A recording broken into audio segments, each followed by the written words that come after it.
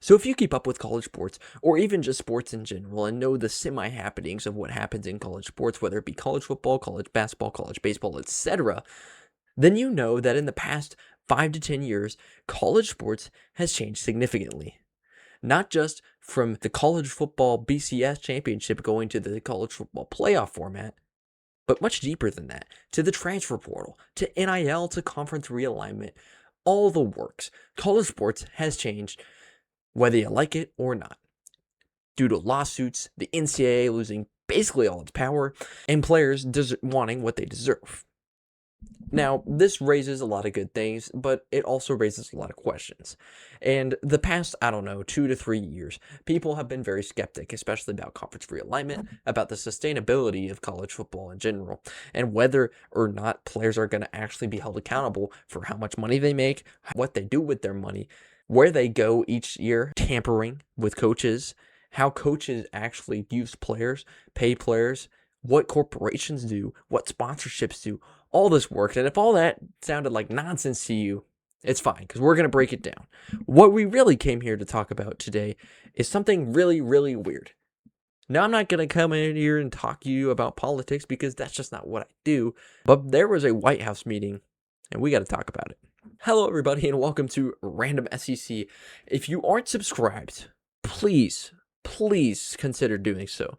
You can unsubscribe whenever you want if you don't like my content, but please consider doing so and like and comment as well. It would really help me out a lot, and we're doing great on all social medias, but YouTube, we really need your help. Back to the video. All right, the White House had a meeting, and no, it wasn't over political affairs, economic collapse, economic whatever, wahoo. It was about college sports. Weird, right? Yes, the same buildings where presidents deal with wars, economic policy, and global diplomacy was basically hosting the world's most powerful NCAA message board threat. And it wasn't just a casual meeting. I mean, this meeting had insane amount of people, which you're probably thinking, why did half these people even have to be here? Like, why the heck is Adam Silver here? Great question. And the truth is, most of these people didn't even talk. And a lot of it seemed like it was for show. So the question is, and what we're going to break down in this video is, what really happened in this meeting? What can we take away from this meeting, and will this meeting actually start or be a catalyst for any real change in college athletics? We're talking conference commissioners, legendary coaches, media executives, and government officials all sitting in the same room trying to answer one question. Is college sports broken? And if it is, who's supposed to fix it? Because right now, college athletics is basically part professional sports league, part reality TV show, and part legal experiment, and part NCAA Chaos Simulator. So today we're going to break down what actually happened to the White House, why everyone is suddenly panicking about college sports, the huge fight over NIL and athlete pay, and what this could mean for the future of college football, basketball, and beyond. Ooh, no, things have gotten weird. Why the White House has got involved. First things first, why is the White House even talking about college sports? You may think that is a more minimal problem in the affairs of the world right now, whatever your political beliefs are. The answer is because college sports is a thing a lot of Americans care about, believe it or not, and the entire system has basically been flipped upside down over the last few years. For decades, the NCAA, aka the National Collegiate Athletic Association, ran college athletics under a simple idea. Players get scholarships, schools make money, everyone pretends this is amateur sports. But then, the Supreme Court nuked that model. In 2021, a major court ruling helped open the door for athletes to make money off their name, image, and likeness, aka NIL. And suddenly, college sports turned into the Wild West.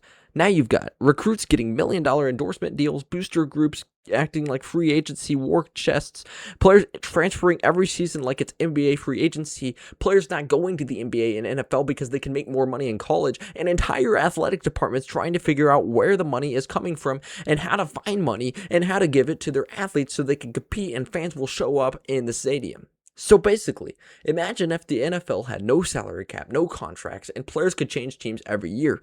That's kind of what college sports feels like right now. The Saving College Sports Roundtable. So when I'm filming this, March 6, 2026, the White House held what they called a Saving College Sports Roundtable. And the guest list was honestly insane. The room reportedly included legendary coaches like Nick Saban and Urban Meyer, conference commissioners like Greg Sankey from the biggest leagues, university presidents, media executives from ESPN and Fox like Pete Thamel and Ross Dellinger, and major sports leaders from across the country like Adam Silver. Not to mention the frickin' president of the United States, Donald Trump. Basically, if you've ever screamed at your TV about college football, someone in that room probably had a hand in causing that problem. The discussion lasted about 2 hours, and the main focus was the chaos around NIL deals, the transfer portal, athlete compensation, and the future of the NCAA itself, and whether it should be liable to hold the position that it does. Because right now, the NCAA is basically trying to govern a sport where the courts have stripped most of their power. Imagine being the referee in a football game, but the players can ignore the rules. That's where the NCAA is. The big moment. Now, where things get interesting, during the meeting, the president said he might issue a major executive order at reshaping college sports. Yes, an executive order about NIL, which might be the most American sentence ever spoken. He even acknowledged that the order would almost certainly get challenged in court, which basically means the government may step in, which triggers lawsuits, which sends everything back to the courts, which is exactly how we got here in the first place. So the cycle continues. College sports is now officially Congress, NCAA, courts, back to Congress. It's like the transfer portal, but for legal authority. But is an executive order going to really do anything, or is it just going to be a placeholder for more trivial problems? In my opinion, the executive order is a pretty big step, and it will in some ways do something and at least set boundaries. But it will also, like President Trump said, be overturned almost certainly in courts across the country. He's hoping that maybe he can get a favorable judge like Trinidad Chambliss did. And if you don't know that story, check it out.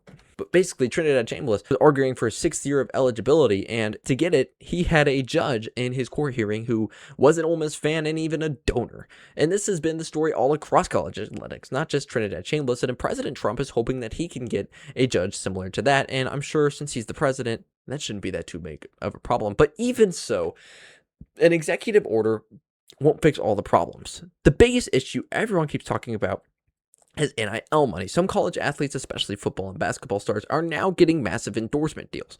We're talking millions of dollars, high school recruits with agents, booster funding, NIL collectives, and some schools say this is financially unsustainable. One example mentioned was a university reporting millions in athletic department deficits, partly due to this new environment. So schools are asking, are we returning college sports into the minor league pro sports?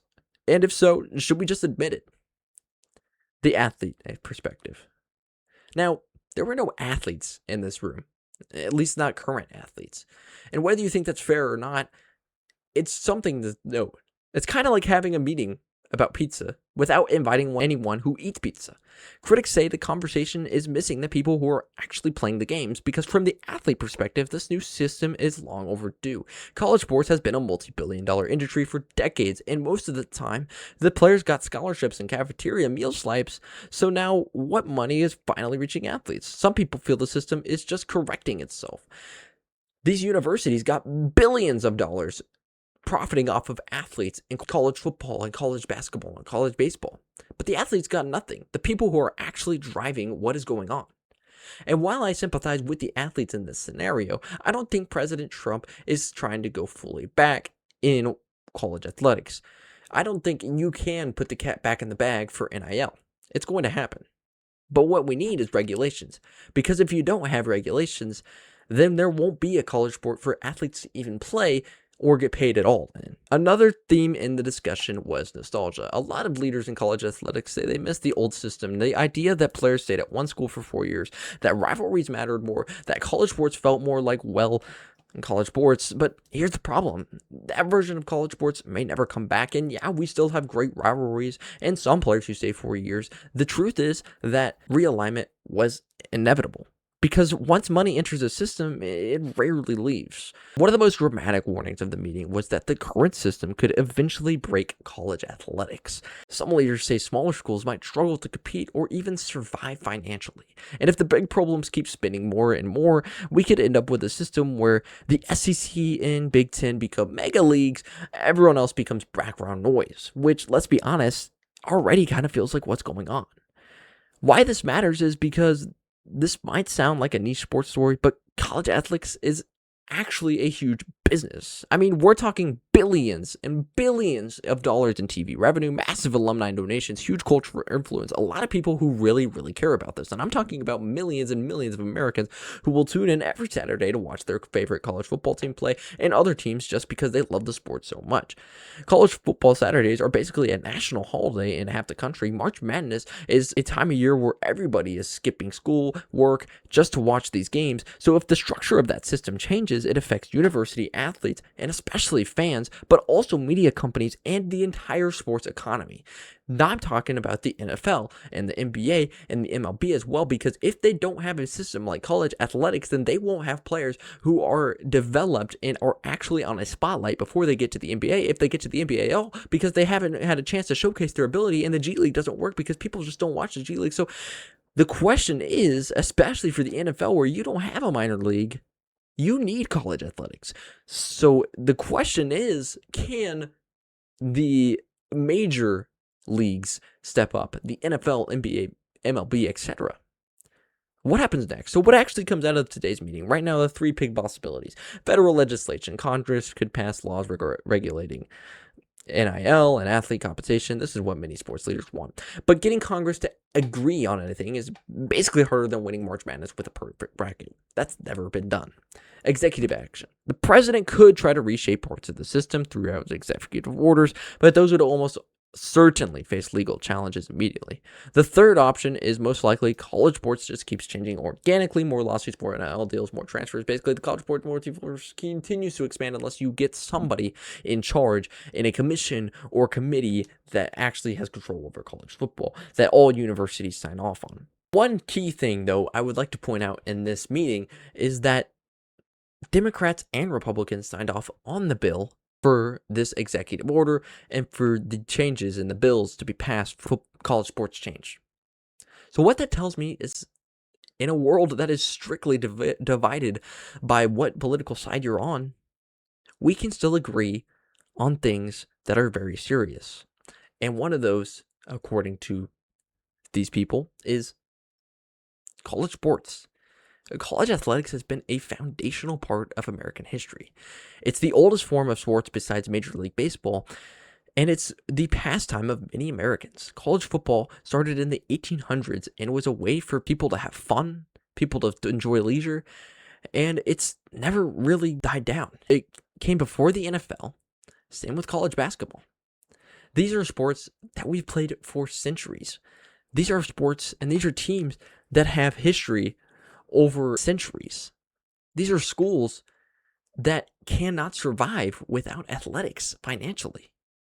These are schools that pride themselves in athletics. During World Wars, we still kept playing college football because that's how much it meant to us Americans.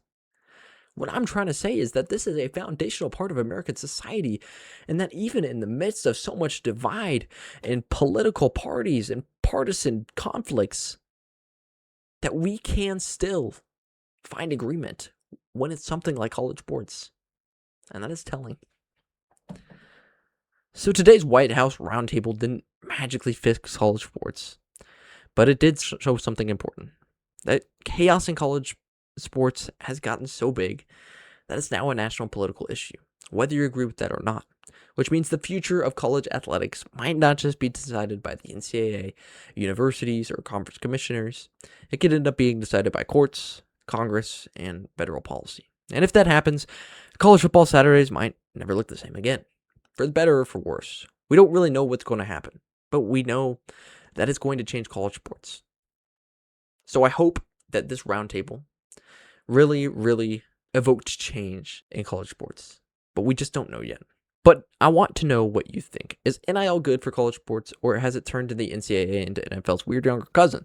Drop your thoughts in the comments, and if you enjoyed this breakdown, please hit subscribe, because the next few years in college sports are going to be absolute chaos. And obviously, I can't wait to watch it unfold. And if you want, please just tell me any content you like. SEC fan or not, please just like, comment, and subscribe. We do everything. Thank you for watching. This is Random SEC.